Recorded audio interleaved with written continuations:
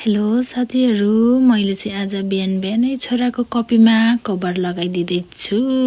कपीमा पनि कभर लगाउनु पर्छ र भन्नुभयो भने चाहिँ अनि स्कुलबाट नै नोटिस आएको रहेछ क्लास 4 देखि क्लास 10 सम्म चाहिँ अनिवार्य कभर लगाउनु पर्छ, नत्र त 20 मार्क्स काटिन्छ भनेर। अनि 20 मार्क्सको लागि अनि किन नगर्ने भनेर चाहिँ मैले पनि आफ्नोमा नभए पनि मास्लो घरतिरबाट पनि खोजेर ल्याएँ क्यालेन्डर है। अनि कभर लगाइदिएँ। त्यसपछि है मैले चाहिँ नानी काखमा राखी नै कपीमा कभर लगाइदिइसकेँ है। अनि तपाईँहरू पनि पैसा छैन म त लगाइदिँदिनँ भन्नुहुन्छ भने चाहिँ यो उपाय गर्न सक्नुहुन्छ है। पुरानो क्यालेन्डरकै सदुपयोग गर्न सक्नुहुन्छ, जसरी मैले यहाँ गरेको छु है। अनि फाइनली मैले नानीको कभर चाहिँ लगाइदिइसकेँ। यहाँ तपाईँहरूले पनि हेर्न सक्नुहुन्छ कपीमा।